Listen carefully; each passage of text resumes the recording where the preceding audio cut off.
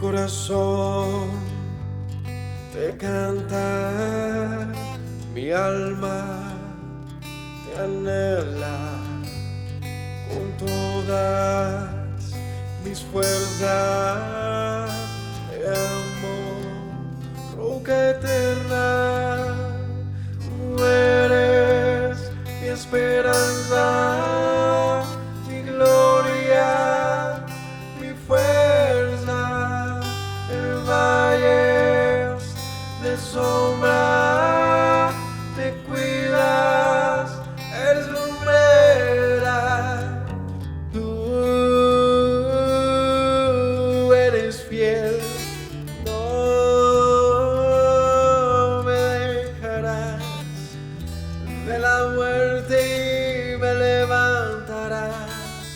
En tu palabra puedo confiar. Tú eres fiel, no me dejarás de la muerte y me levantarás. En tu palabra puedo confiar. Eres fiel.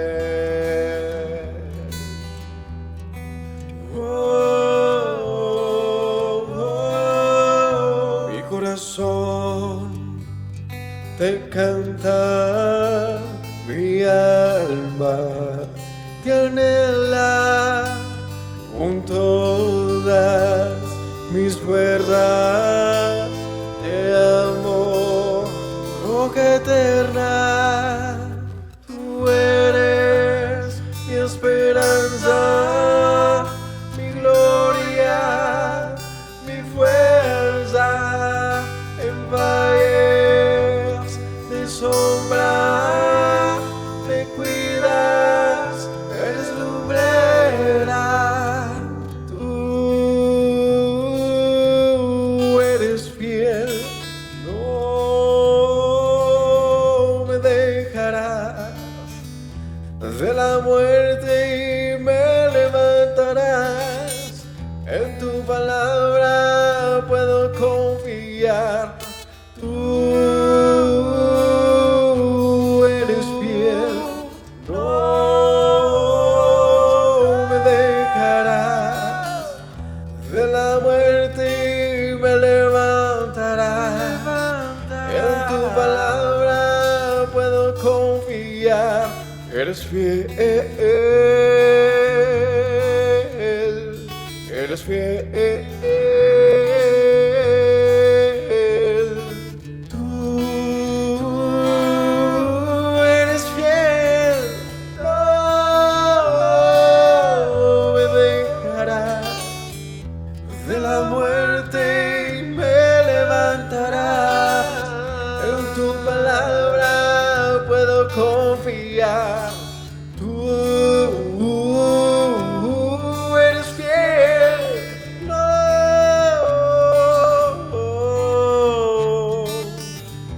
de la muerte y me levantarás. En tu palabra puedo confiar. Tú no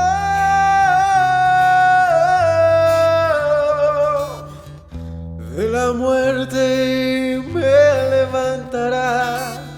En tu palabra puedo confiar. Eres fiel, eres fiel. Tú eres fiel, no me dejarás de la muerte y me levantarás. En tu palabra puedo confiar.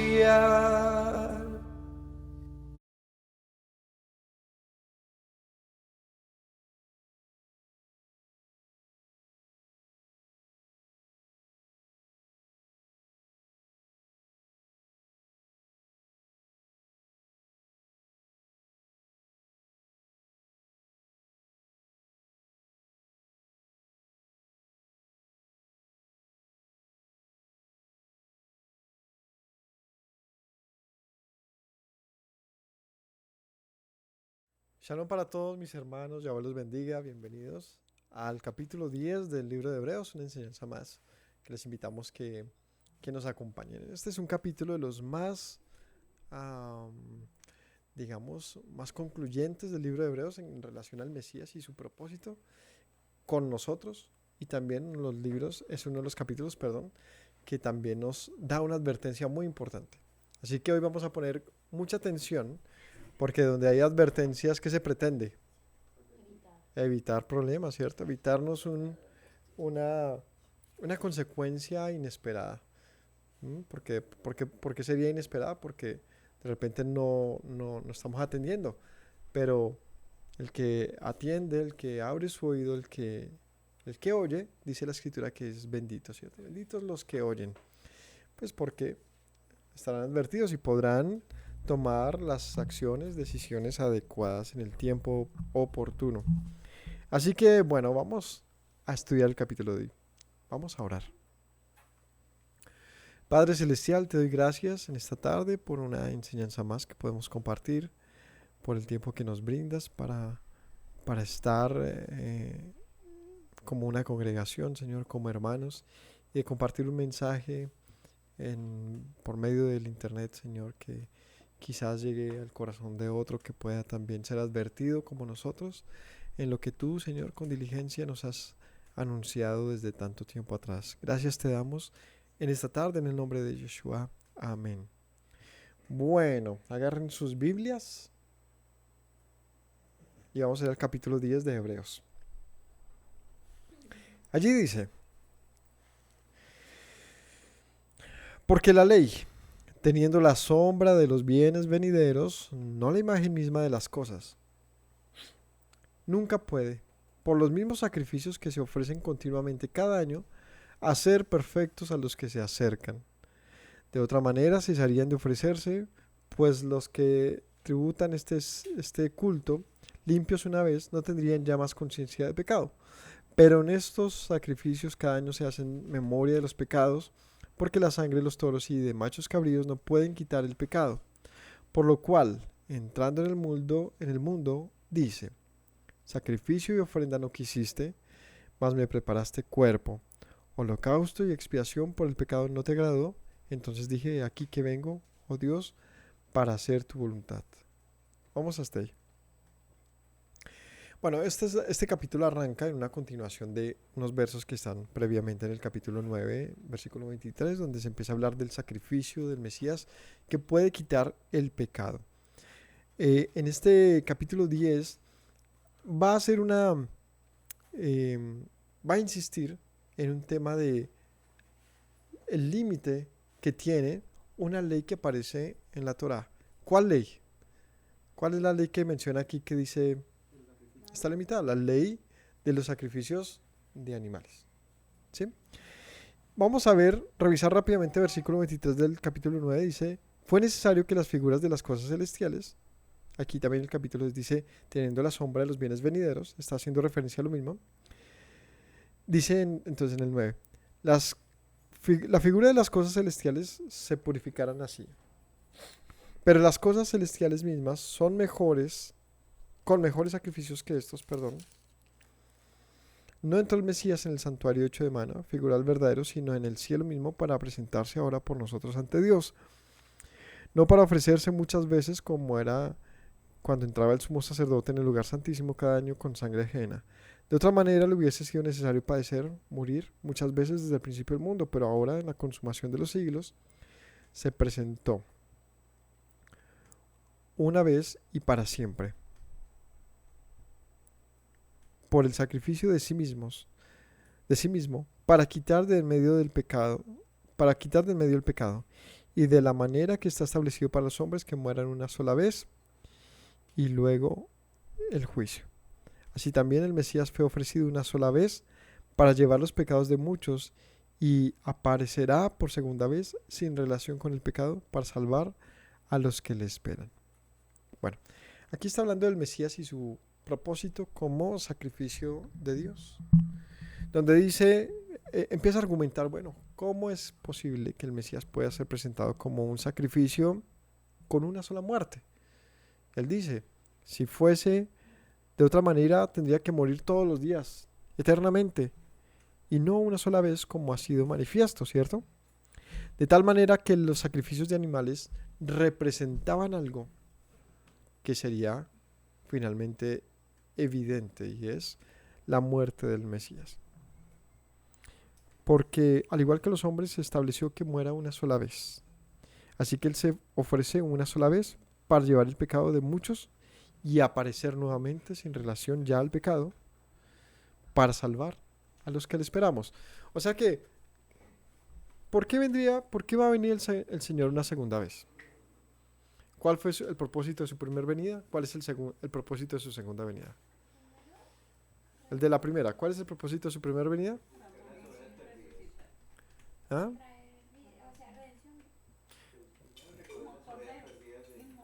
Pues según lo que leímos, como un sacrificio que quita el pecado. ¿Y la segunda vez? Para salvar a los que esperan en Él. ¿Listo? ¿Por qué viene una segunda vez? Para salvar a todos los que en su primer venida confiaron en Él. O sea, todos los que esperan en Él. Y ahora sí dice, porque la ley, teniendo la sombra de los bienes venideros, no la imagen misma de las cosas, no puede, por los mismos sacrificios que se ofrecen continuamente cada año, hacer perfecto a los que se acercan. De otra manera, cesarían de ofrecerse sacrificios. Entonces, aquí el que le escribe esto dice, bueno, ¿cómo funciona el sistema sacrificial? Cada año se presenta una ofrenda de expiación por el pecado en el que se hace memoria de los pecados cometidos. Entonces el argumento dice, si ese sacrificio fuese eterno, pues no sería necesario cada año estar, digamos, haciendo una expiación nueva, porque eso solamente evidencia que esa ley no puede expiar una vez y para siempre, como sí lo puede hacer el Mesías. Y él va aquí a explicarnos cómo lo hace. ¿Por qué podemos ser expiados mediante el sacrificio de un animal? ¿Por qué? Porque la consecuencia del pecado es que es la muerte, pero ¿por qué por medio de un animal se podía expiar a una persona? ¿Pero por qué? Sí, pero son animales. O sea, ojo por ojo, diente por diente, becerro por humano. No, sí, pero ¿cuál es la lógica? O sea, yo sé que la ley dice que se expira mediante un animal, pero ¿cuál es la justificación, digamos, la lógica bíblica que nos permita entender cómo un animal puede expiar a una persona? Que,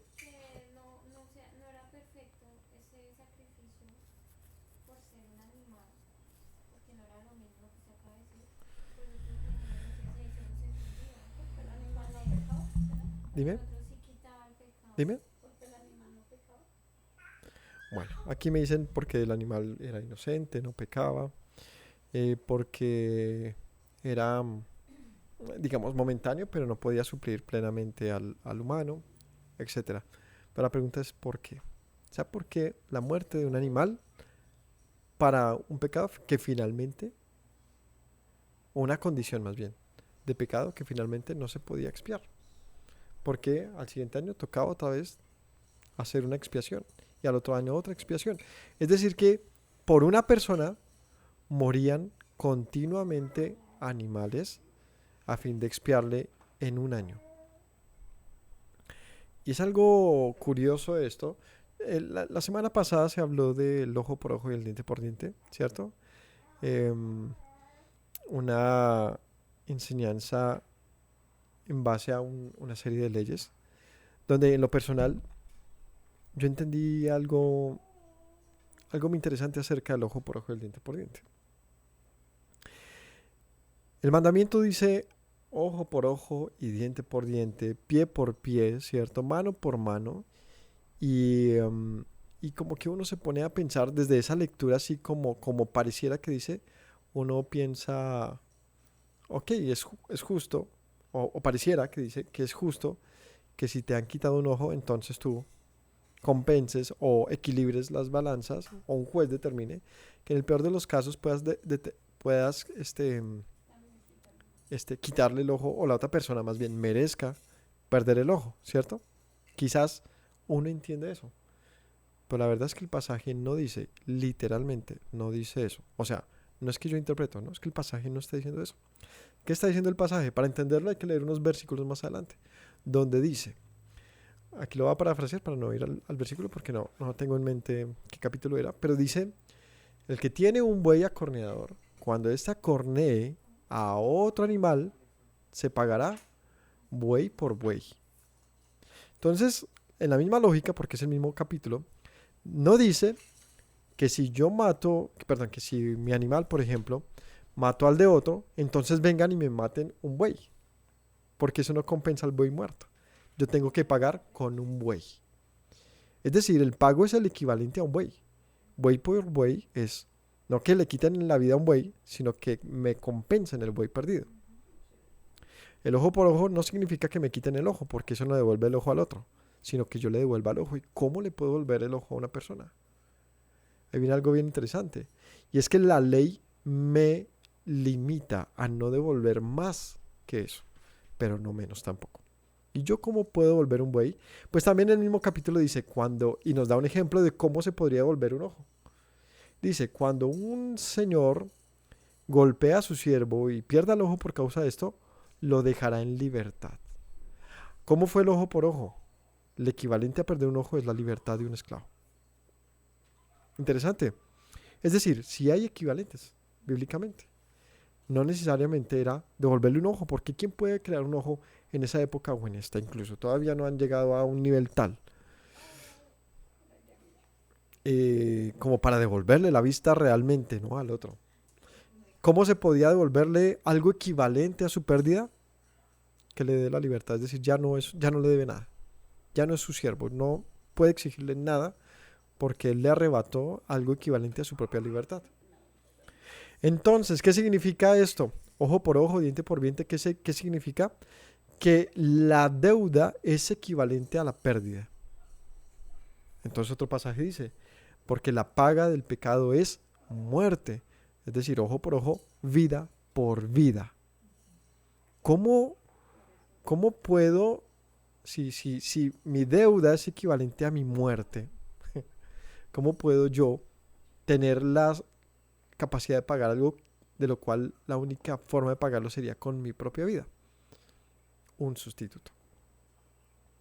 O sea, se hace necesario entonces que haya de por medio algo que sustituya mi lugar para que mi deuda, en base a la ley, sea saldada. ¿Cuál ley? Una ley que me dice que yo por esa condición de pecado no puedo existir, no puedo permanecer. Por lo tanto es necesario que haya un pago equivalente, si es que yo quiero seguir viviendo o yo pretendo mi existencia. Así que el Señor nos dice, ok, ¿cómo podemos? Veamos la lógica, que es lo que les digo, lo interesante de cómo funciona esto. El Señor diciendo, ¿no? Aquí yo parafraseando, el Señor dice, bueno, ¿cómo yo puedo darle la oportunidad al hombre de que se redima, de que sea absuelto, de que sea perdonado, sin quitarle su propia vida? Pues ya que dije desde el principio, morirá. Pero ¿cómo lo puedo salvar a la vez? Hay un dilema interesante. Le dice, el día que comas del fruto ciertamente morirás. Pero le da 900 años de vida más. Entonces, ¿cómo fue este tipo de muerte? Muere pero no muere. Hay un dilema interesante. ¿Cómo se puede hablar de oportunidades si está de por medio la muerte? Entonces aquí viene algo interesante y es una figura. La figura de redención o del pago de una deuda. O del pago justo, ojo, justo, equiparable, equivalente. Entonces, ¿cómo podría el hombre entender esto? Pensemos en Adán. Adán sale del huerto, sale con su mujer y con dificultad empezó a vivir, ¿no? Digo, porque es que en el huerto estaba todo, como lo narra el texto, estaba en perfecto estado, pero cuando sale le toca, dice, con sudor, con dificultad conseguir el alimento. ¿Qué era para el hombre? Tener que coger una de sus vacas, becerros, ovejas y sacrificarlo. Le costaba, le costaba. Pensemos en el pueblo. Cada vez que el pueblo presentaba ofrendas, no era simplemente, no es que era un pueblo súper riquísimo y tenía tantos animales que podía estar matándolos todo el tiempo, no. Que te sea obligatorio presentar un animal para que te expíe a ti mismo, era en teoría también decir este es el costo, ya que cada quien ponía su propia, o sea, estos animales eran tomados de dentro de cada persona. No llegaba allí y aparecía por arte de magia ese animal. Yo tenía que ofrecer mi ofrenda, mi expiación, mi sacrificio.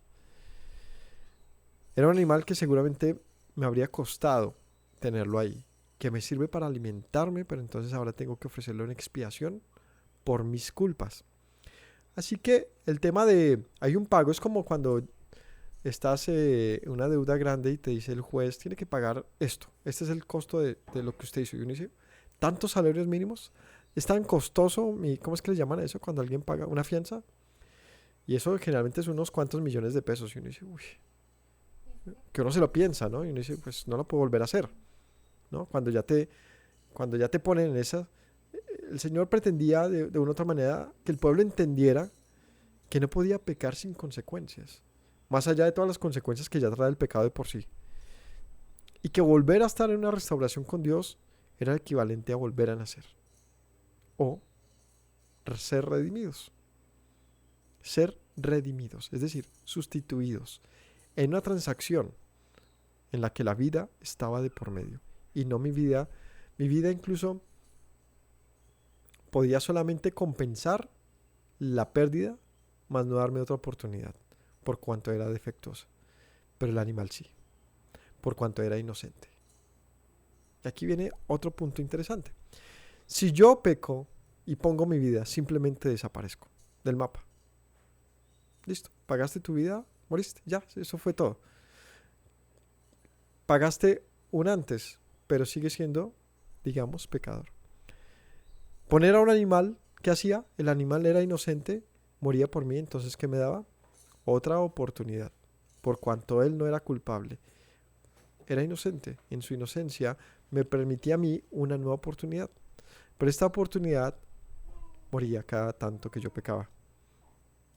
Así que en esa lógica, la única manera de poderme dar una oportunidad permanente y eterna era necesario que fuese un equivalente a mí e inocente.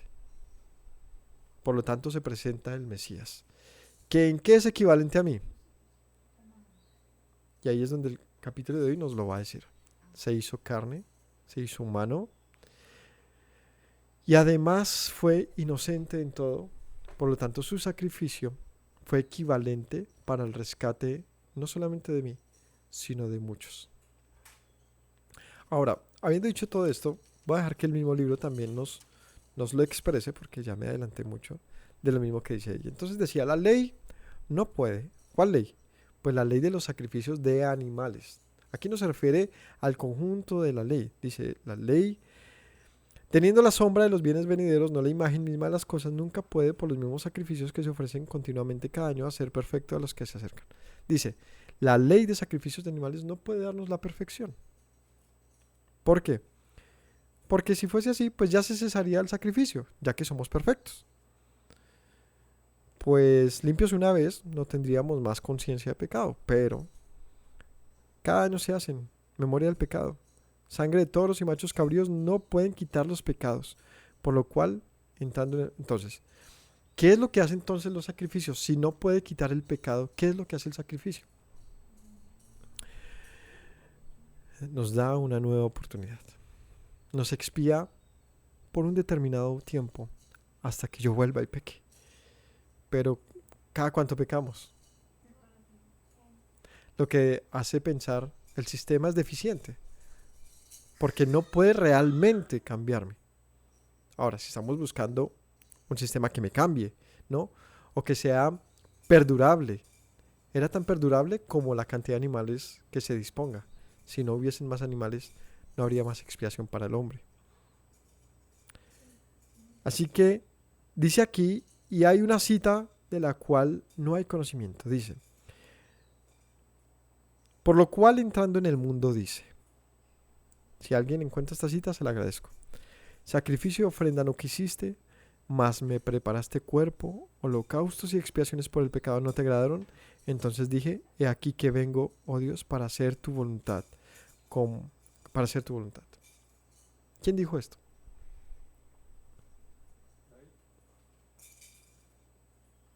David dijo, holocausto y expiaciones por el pecado no te agradan, entonces vengo a hacer para hacer tu voluntad, me preparaste cuerpo, sacrificio. Esto lo dice Yeshua. ¿Pero dónde? Bueno, este es de los textos que solamente un apóstol conocería. No, porque no era un texto, es lo que él había oído del Mesías. ¿Qué dijo el Mesías entonces que no está en la Biblia porque está citando algo que dice el Mesías? Por lo tanto, entrando en el mundo, Yeshua entrando en el mundo, dijo, sacrificio y ofrenda no quisiste, me preparaste cuerpo, holocausto y expiación por el pecado no te agradaron, entonces he aquí que vengo a hacer tu voluntad. Interesante. Y es que viene y cita al Mesías en algo de lo cual no tenemos un registro. Y es que el Mesías confirme que ha venido para hacer expiación por cuanto las expiaciones que se hacían no eran agradables para Dios. ¿Por qué no eran agradables para Dios? ¿Por qué al Señor no le agradó los holocaustos y las ofrendas por el pecado? ¿Por qué? Porque no hacían... ¿Y acaso Dios no sabía esto antes, desde el principio? Entonces, ¿para qué lo puso? ¿Cómo? ¿En qué pasaje?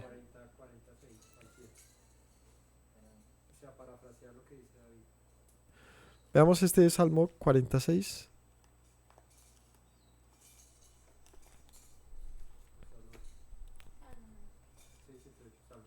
Salmos 46. Vamos qué dice.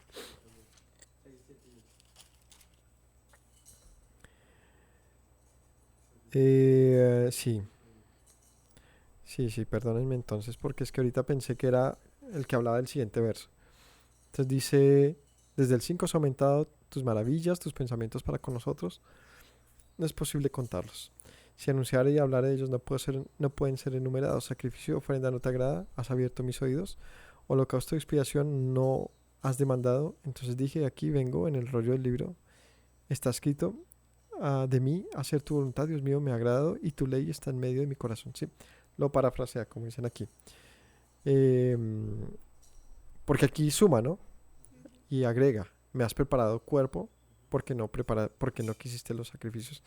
Diría entonces, más bien, corrijo ahí, que el apóstol utiliza de acuerdo a este verso y lo integra o lo interpreta de acuerdo a lo que hizo el Mesías y se presenta a sí mismo como ofrenda y sacrificio. ¿Para qué? Para hacer la voluntad de Dios.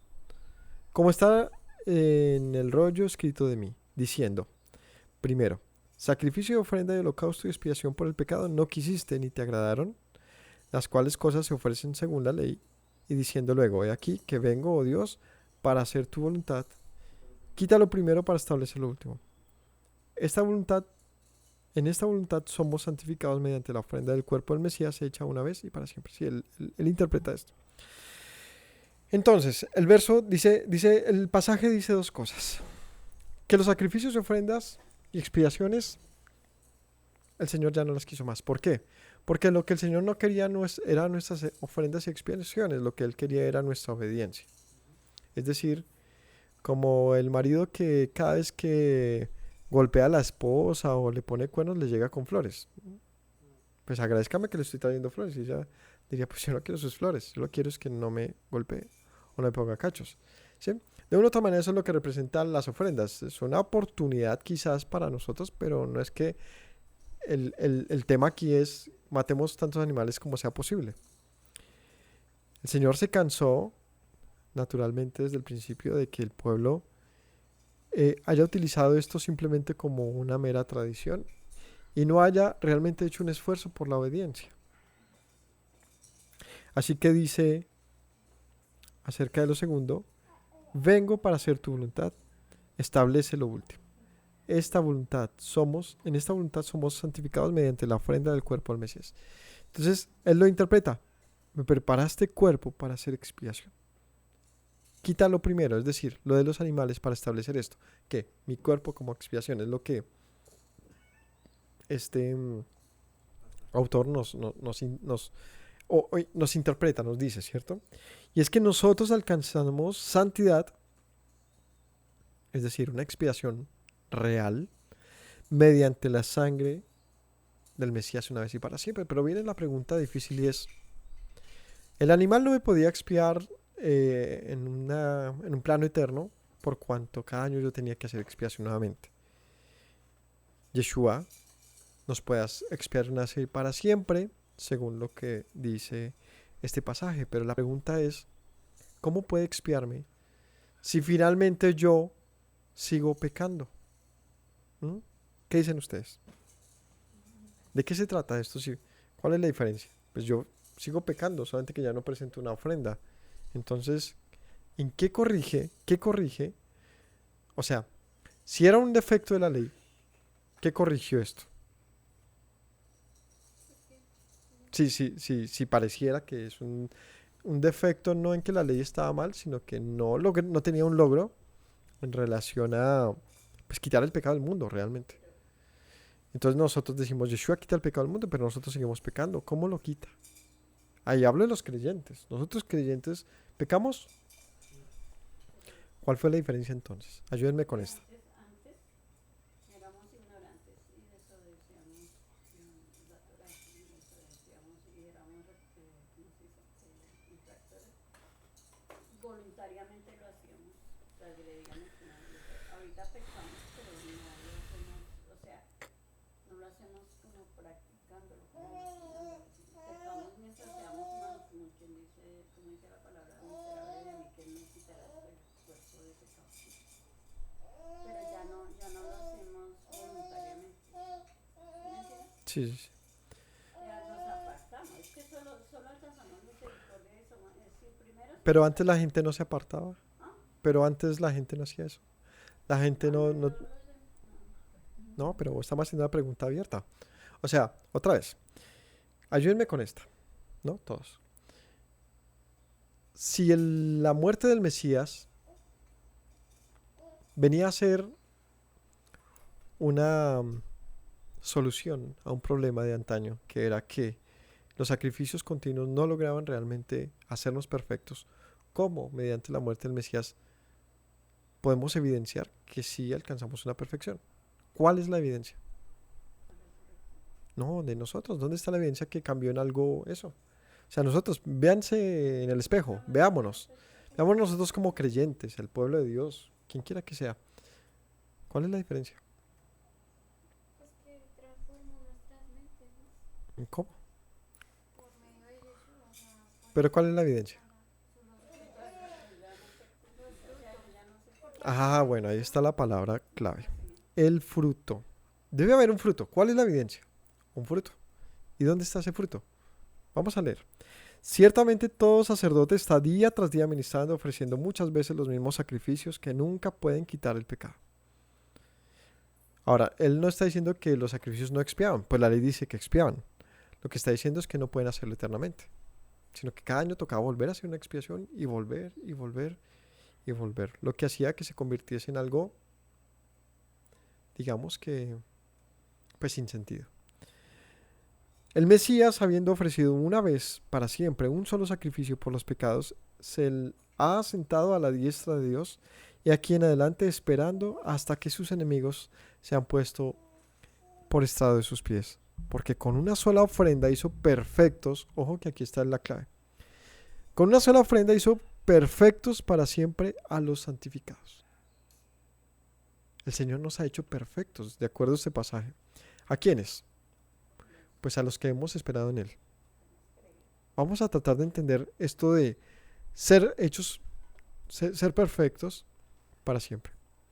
Nos atestiguan los mismos, y nos atestigua lo mismo el Espíritu Santo, porque después de haber dicho, este es el pacto que haré con ellos, después de aquellos días, dice el Señor, pondré mis leyes en sus corazones y en sus mentes las escribiré, añade, nunca más me acordaré de sus pecados y transgresiones. Entonces aquí viene algo interesante. Lo primero es que esto está ligado a la renovación del pacto. Un pacto que en su configuración como estaba, evidenciaba que no podía rescatarnos por cuanto nosotros éramos débiles, por cuanto nosotros éramos incapaces de cumplir el pacto, por cuanto nosotros estábamos más lejos que cercanos de Dios. Y habíamos dispuesto los sacrificios como una manera de pecar, rezar y empatar. Me refiero a nosotros como a la humanidad, ¿no? Como al pueblo de Dios. Así que el Señor dice, ¿sabe qué? Así no me está funcionando. Así la ley no la están cumpliendo. Y está lejos de ustedes. Así que haré un nuevo pacto. Más de ustedes, este ya está quebrantado. Aquí no hay nada que hacer. Lo voy a renovar. ¿Cómo? Pondré mi ley en sus corazones. Enviaré de mi espíritu. Y ahí viene la promesa del espíritu. Por lo tanto, Hebreos dice, el testigo de todo esto, ¿qué es? El espíritu. Y aquí hay unas primeras grandes diferencias. Y es que el Espíritu Santo, como evidencia que ellos no tenían y que nosotros sí tenemos, es clave, al punto que dicen en pasajes que la gente se preguntaba, ¿cómo así que hay espíritu, no? La evidencia del espíritu. Pero ¿cuál es la evidencia del espíritu? ¿Qué es lo que pretende el espíritu hacer? ¿Para qué fue prometido? Para llevarnos a la verdad. De tal manera que nosotros desde adentro y no con obras, digamos, exteriores meramente, sino desde dentro, desde la integridad profunda, podamos alcanzar la verdad y la perfección. Así que dice, y recurre este escritor a, a Jeremías y a los textos del Nuevo Pacto, y dice, escribiré, a Ezequiel, escribiré mis leyes en sus corazones, en sus mentes, y nunca más me acordaré de sus pecados y transgresiones, pues donde hay remisión de estos no hay más ofrenda por el pecado. Así que, ¿cómo puede el Señor? Jeremías, sí, allá después me dijeron Ezequiel. Bueno, el caso es, ¿cómo puede el Señor perdonarnos una vez y para siempre si nosotros seguimos pecando? Aunque el sacrificio de Yeshua haya sido hecho una vez y para siempre. ¿Por qué puede perdonarnos? Porque ha hecho un perdón general. Es decir, no me acordaré nunca más de sus pecados y transgresiones. Quiere decir que todos los que entramos en la ofrenda del sacrificio de Yeshua podemos obtener una redención permanente, un perdón permanente, puesto que si nos acordamos que se expiaba con el pecado, en el día de expiación, ¿qué se expiaba?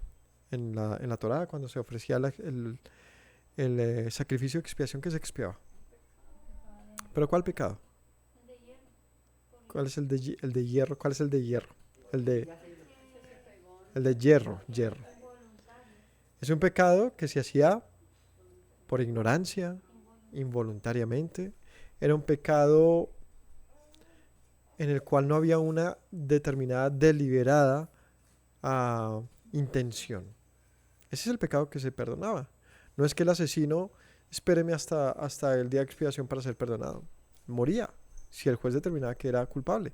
Aunque pidiera perdón y aunque presentara sacrificios, no podía redimirlo de un pecado de muerte. O el rebelde. Pues si fuese así, el Señor, por su propia ley, no habría podido echar al pueblo. ¿Por qué? Pues porque en septiembre, octubre, hacía redención. Pero no. El Señor estaba hasta aquí, aunque el pueblo estaba presentando sacrificios de acuerdo a la misma ley.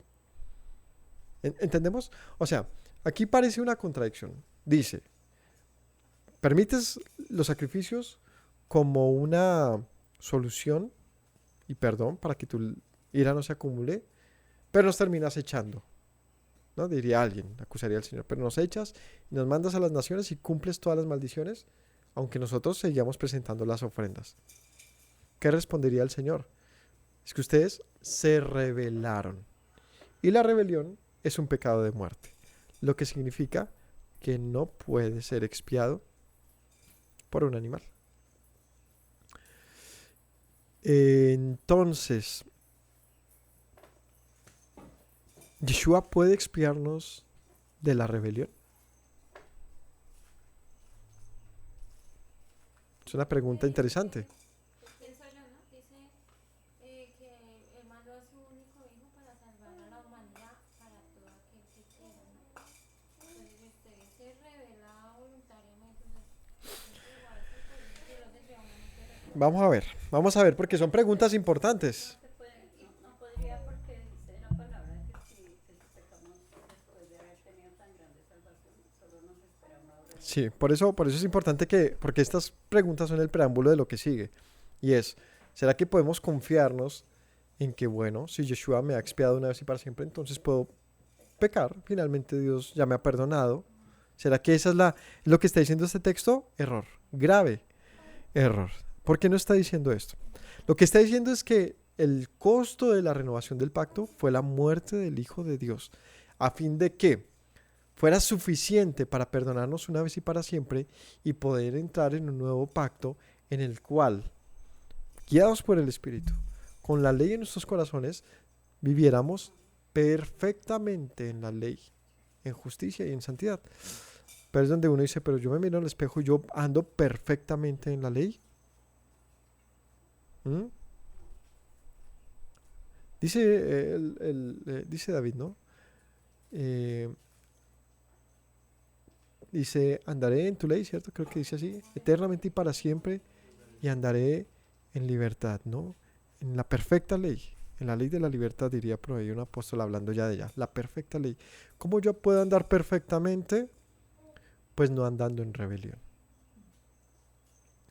El punto es que estos animalitos expiaban nuestros pecados por hierro y por ignorancia, es decir, una condición de humanos en las que somos débiles.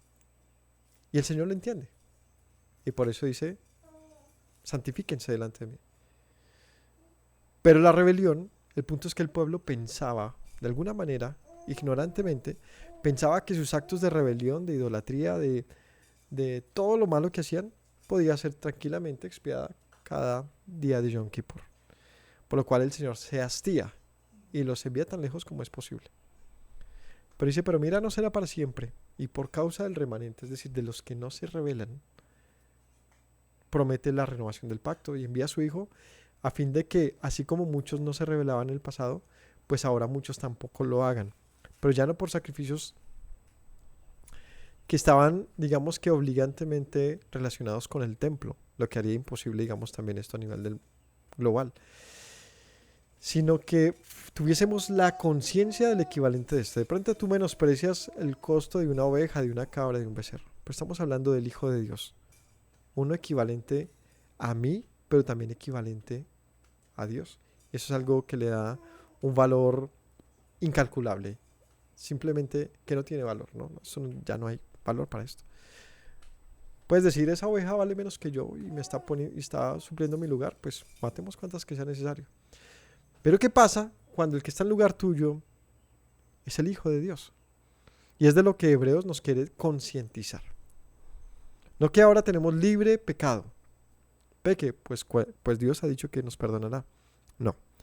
Lo que está diciendo es que Dios ha tenido la capacidad de perdonar todos nuestros anteriores pecados, incluyendo los de rebelión, pues he abandonado la rebelión. Esto lo que dice es eso, no que Yeshua me perdona aunque yo ande en rebelión. Eso no dice esto. Vamos a ver. Donde hay remisión de pecados, pues no hay más ofrenda de pecado, no hay más. Por lo tanto, el Señor puede olvidarlo. Así que, hermanos, teniendo libertad para entrar en el lugar santísimo por la sangre de Yeshua, por el camino nuevo y vivo que nos abrió a través del velo, esto es, en su carne, y teniendo un gran sacerdote sobre la casa de Dios, acerquemos con corazón sincero. ¿Cómo nos debemos acercar a Dios? ¿En rebelión? Con sinceridad, en plena certidumbre de fe, purificándonos los corazones de mala conciencia y lavándonos los cuerpos con agua pura. ¿Cómo sabemos que con Yeshua sí hubo una diferencia que con los animales? Porque ahora, ¿cómo andamos? Purificándonos constantemente desde aquí. No allá presentando cosas o en cuestiones rituales, no, desde aquí. Es decir, viene una transformación que va no de afuera hacia adentro, sino de adentro hacia afuera, más honesta, más real, que no es evidente hasta que todo el pueblo está mal y uno dice, no, es que sí estábamos mal, no, sino que podemos cada uno mirar, como dice el apóstol, vernos en el reflejo de este sagrado libro y ver si estamos bien o no. Porque hay una verdad que está dicha ahora desde adentro de nosotros y puede ser constatada, pues el Señor ha puesto su Espíritu en nosotros. Y eso, mis hermanos, es la señal. A menos que no tengamos el Espíritu de Dios. Y dice Juan, entonces no somos de Dios. ¿Por qué hay gente que no puede recibir esto? ¿Por qué no tiene su Espíritu? Esa es la verdad de por qué algunos podemos, digamos, acercarnos a Dios y vivir perfectamente, en el sentido de que no tenemos un corazón de rebelión contra Él, sino que tratamos, hay un esfuerzo por obedecerle, porque Él ha dispuesto un sacrificio en redención de nosotros y nos ha perdonado. Entonces nuestra constancia, nuestra insistencia está en eso, pero hay una gran porción del mundo que no le interesa siquiera oír eso, que no le importa. ¿Por qué no les importa? Simplemente porque no tienen el Espíritu de Dios. No hay una revelación de esto. No hay un interés. Mantengámonos firme, sin fluctuar. La profesión de nuestra esperanza. O sea, lo que decimos, lo que profesamos, mantengámonos firmes en eso. Porque fiel es el que prometió. Y considerémonos unos a otros para estimularnos en el amor y en las buenas obras, no dejando de congregarnos como algunos tienen por costumbre, sino exhortándonos, tanto más cuanto vemos que el día se acerca. Entonces, ¿qué nos dice aquí? Pues si sabemos que el Señor nos ha llamado a demostrar un fruto de redención en el Mesías, pues no fluctuemos, no nos devolvamos para atrás, no andemos como hipócritas, y más bien, unos con otros, ayudémonos a... soportémonos, sí, ayudémonos a mantenernos en este camino, exhortándonos, ¿no? ¿Qué ha dicho acá? ¿Ahora andemos pecando que Dios nos perdona? No. Está diciendo, ahora como una congregación, exhortémonos a mantenernos firmes en la profesión de fe que tenemos. ¿Cuál es esta profesión? La esperanza en la redención que es hecha por medio del Mesías. Porque aquí viene la advertencia que les hablé desde el principio, y que quiero que se nos quede grabada en la mente, en el corazón, para que la meditemos constantemente. Si pecamos voluntariamente, los pecados que no son de hierro, sino los pecados que son concientizados, estos pecados que toman tiempo, ¿no? Eventualmente uno dice, es una mentira, y la dijiste. Eso es un tipo de pecado que es medio concientizado. Pero hay otro que es el de, voy a robarme ese banco. Empiezas un plan de años, ¿no? Voy a poner los cuernos a mi mujer y por eso voy a hacerlo de tal manera. Empieza una maquinación que toma tiempo, que se desarrolla, que significa esto, una decisión hacerlo a toda costa, que sabes que hay consecuencias y pues estás dispuesto a asumirlas o crees que las puedes asumir. Ese es el pecado deliberado.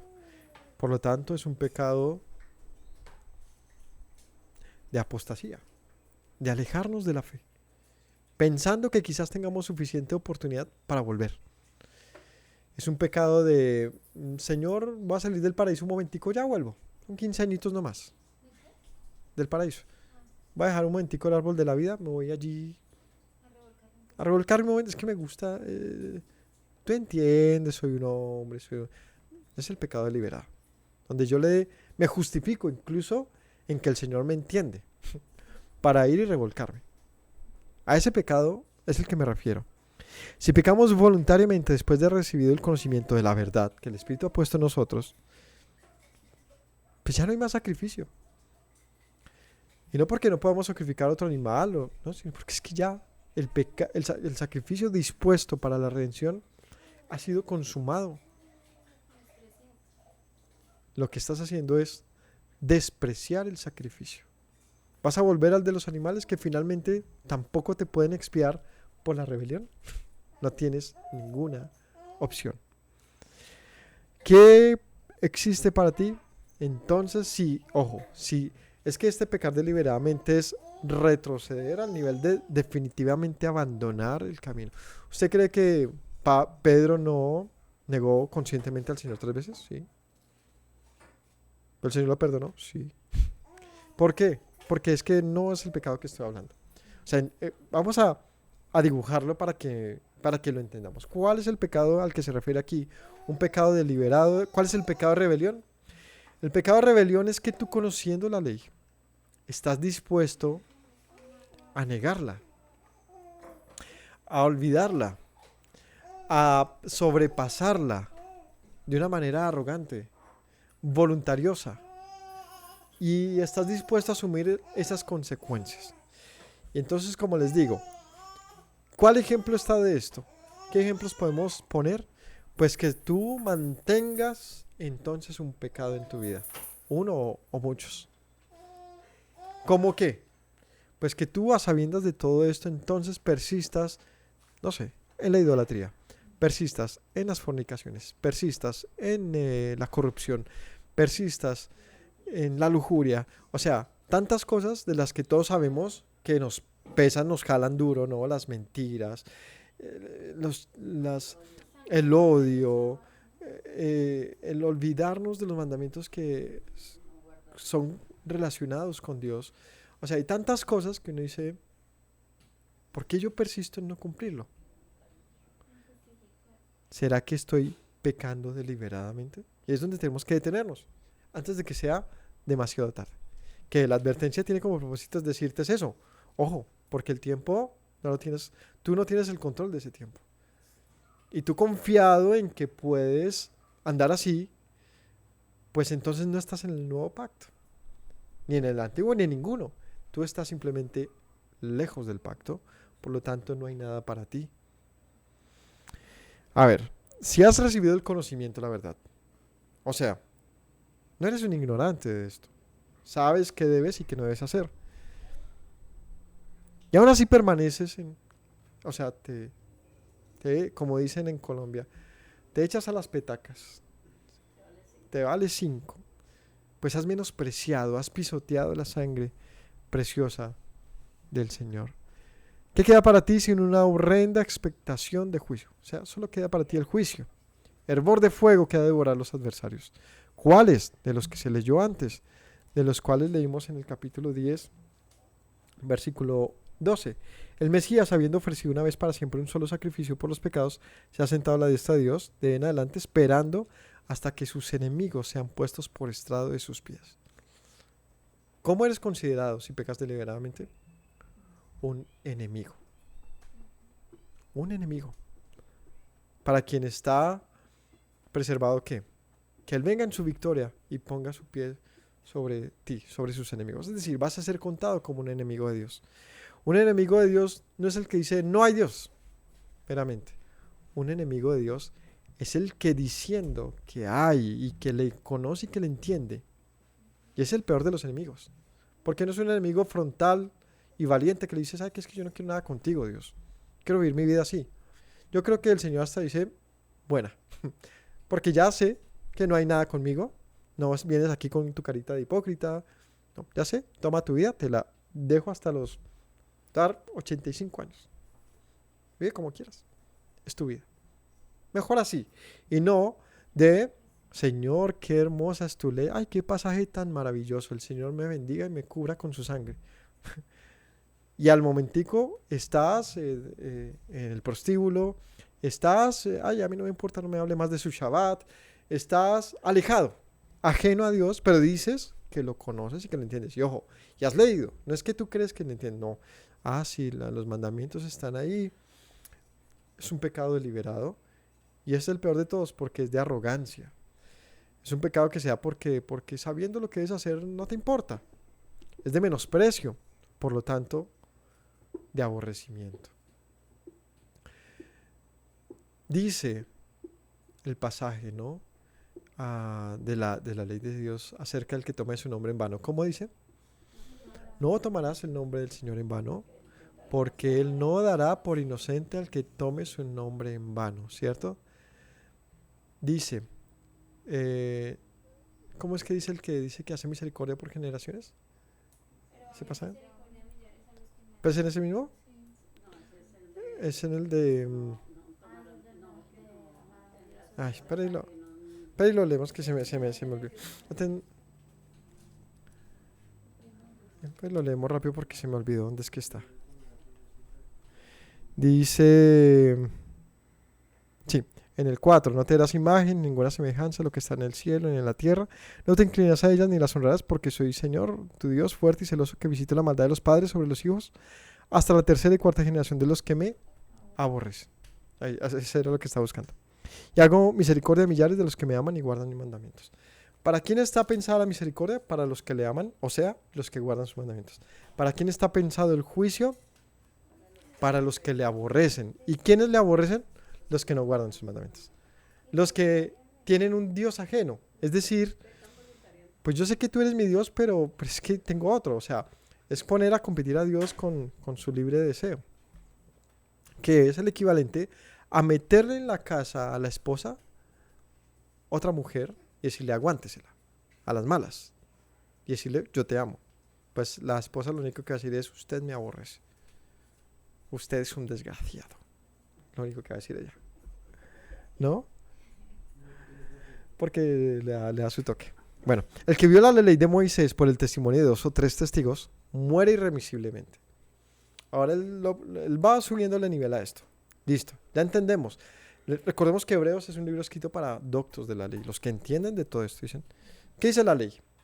Que el que peca tiene una culpa inmensa, así que por el testimonio de 2 o 3 testigos, si alguien es condenado, irremisiblemente muere. Es decir, no hay perdón, no hay expiación, no hay algo que supla eso. Si hay 2 testigos que corroboren que él es un asesino y el juez determina que es verdad eso, pues el juicio está hecho. El que viole la ley de Moisés, ¿no? Por el testimonio de los 3, muere irrevisiblemente. ¿Cuánto mayor castigo piensan ustedes que merece alguien que pisotea la sangre del Hijo de Dios y tiene por inmunda la sangre del pacto en la cual fue santificado y hace afrenta al Espíritu de gracia? Aquí vienen 3 cosas que dice. ¿Qué mayor castigo? Dice, ¿cuánto peor creen que merece una persona que pisotea al Hijo de Dios? Que decimos, bueno, el becerrito, la oveja, que fue puesta para mí, para ser perdonado. Pero uno puede decir, es menor que yo, la pisoteo. Ni siquiera es otro hombre como yo, sino es el Hijo de Dios, dispuesto a dejar su gloria para ponerse a mi lugar a fin de poderme redimir a mí. Como para que yo lo pisotee, ¿qué castigo hay si yo lo apostato de él, ¿no? Me alejo de él? Y tengo por inmunda entonces también su muerte, la sangre del pacto en la que he sido santificado. Y además hago afrenta al Espíritu de gracia que está aquí. Porque el Señor dijo, enviaré mi Espíritu para que me conozcan. Cuando tú ignoras tanto la voz de Dios que está dentro de ti, que te dice lo que debes hacer, porque estoy seguro que todos nosotros somos exhortados constantemente, todo el tiempo, sobre lo que debemos y no debemos hacer. Si yo ignoro esa voz, ignoro el Espíritu del Señor, ignoro la muerte del Mesías y pisoteo entonces su sangre, aquí es un dilema grande y nos pone a preguntarnos, ¿qué hay para ti entonces? ¿Qué crees que mereces tú? Si los de antes, delante de un juez, merecía la muerte, ¿qué hay para ti? Y termina aquí diciendo horrenda. No, me falta un verso. Pues conocemos al que dijo, mía es la venganza y yo daré el pago, dice el Señor, y otra vez el Señor juzgará a su pueblo. Horrenda cosa es caer en manos del Dios vivo. Él dice, pues ni te la imaginas, no te la vas a acabar. Tú no sabes, no, tienes que pensarlo. El Señor había dicho de su pueblo que traería sus juicios, pero ¿qué pasa cuando ha dejado la mayor de las esperanzas y tú aún así la pisoteas? Has caído en las manos del Dios vivo. Traed a memoria los días pasados en los cuales, después de haber sido iluminados, sostuvisteis gran combate de padecimientos. Por una parte, ciertamente con vituperios y tribulaciones fuisteis hechos espectáculo. Por otra, llegasteis a ser compañeros de los que estaban en una situación semejante.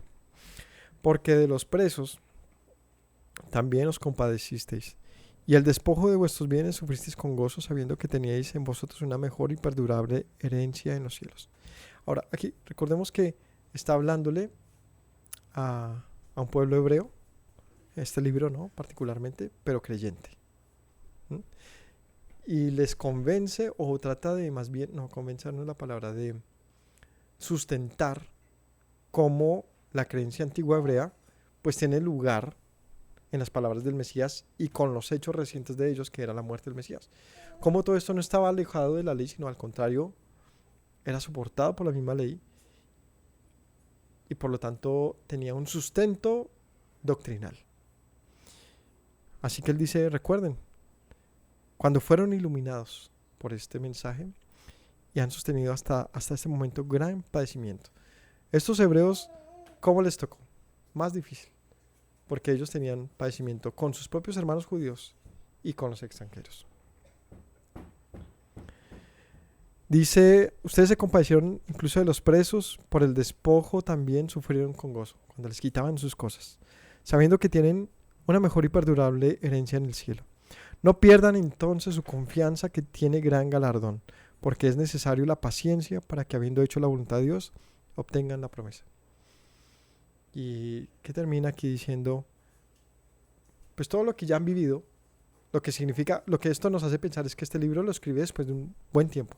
O sea, este libro es de los últimos que se escriben, ya cuando tiene una historia ya el pueblo de unos 40 años quizás, de haber conocido al Mesías y andar, y con cómo la anduvieron, que dice el libro de Hechos, cómo era, con persecuciones, con dificultades. Y él dice, no menosprecien este tiempo que ustedes han vivido, sabiendo que hay un galardón, que solo es posible mediante la paciencia.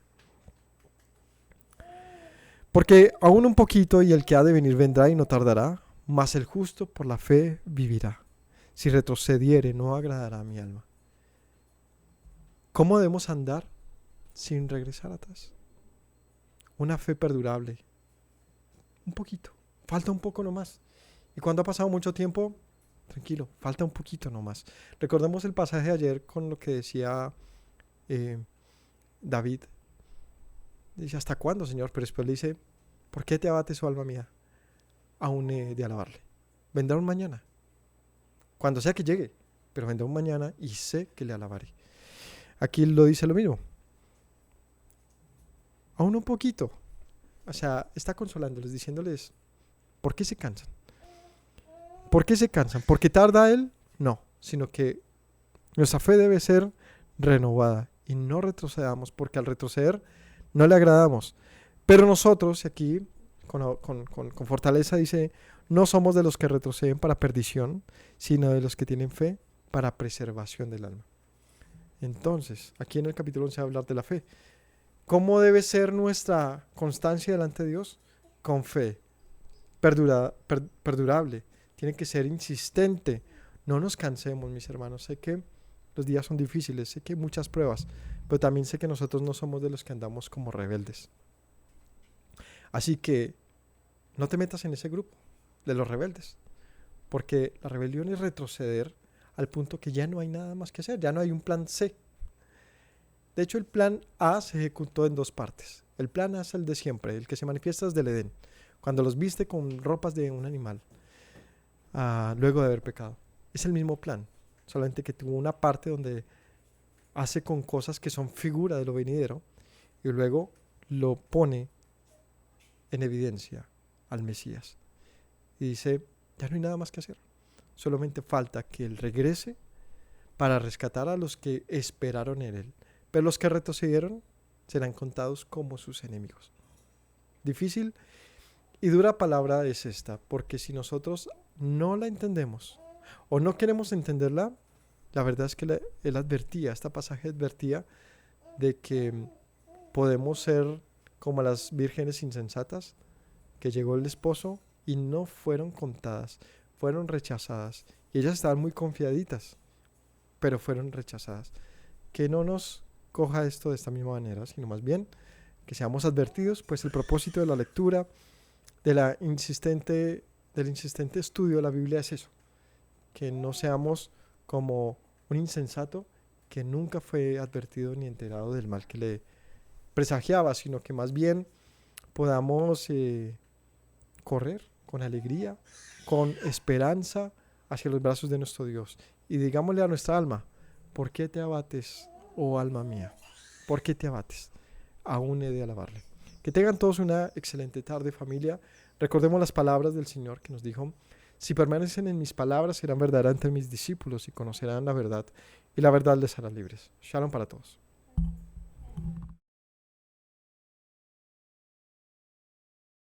Me presento nuevamente, mi Rey, mi buen Señor.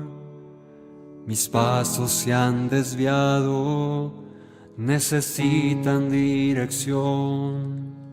En tu amor me he refugiado, Yeshua,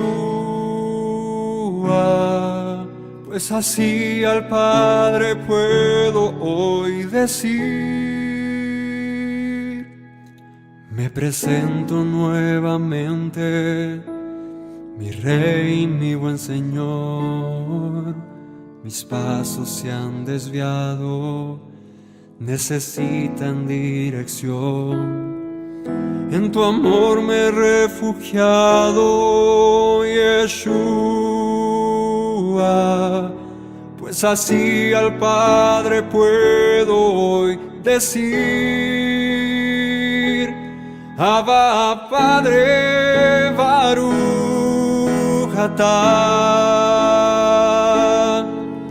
Señor Dios nuestro Rey de eternidad. Abba, Padre, Baruch atah, Adonai Eloheinu melech haolam.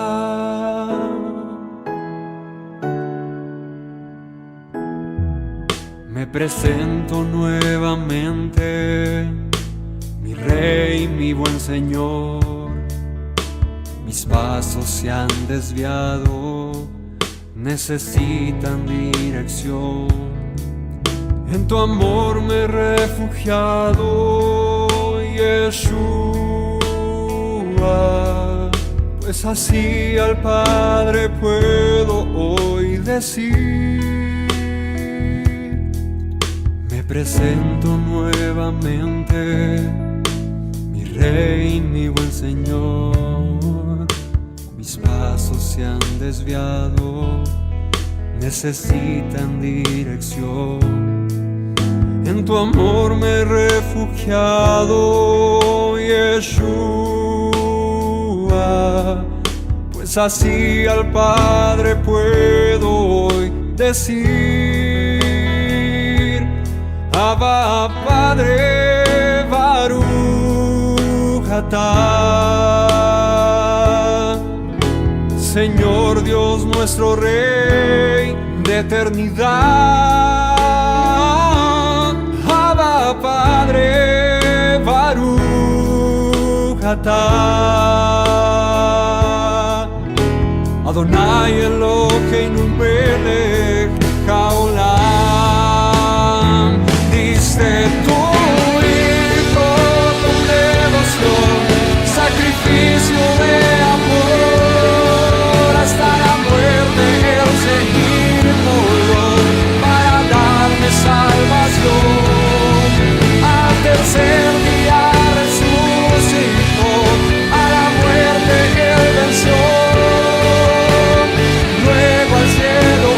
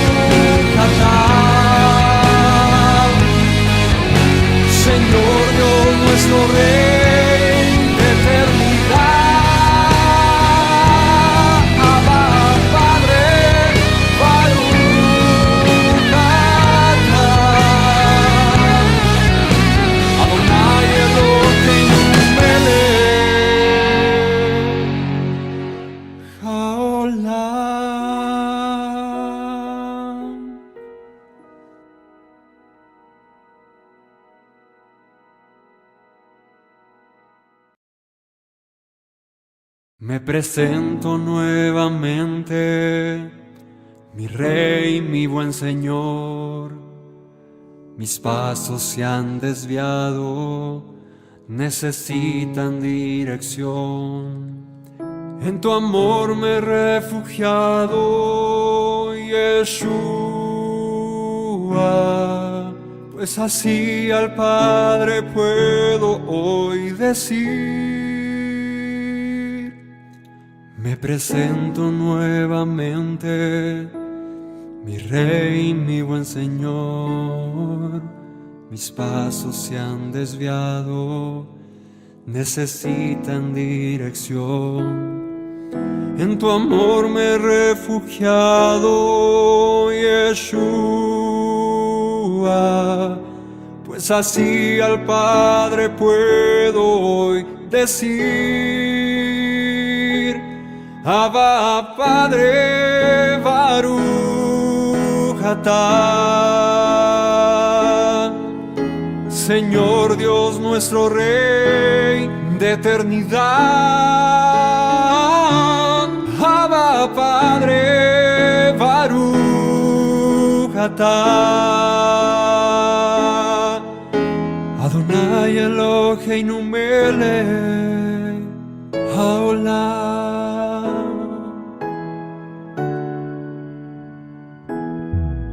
Me presento nuevamente, mi Rey, mi buen Señor.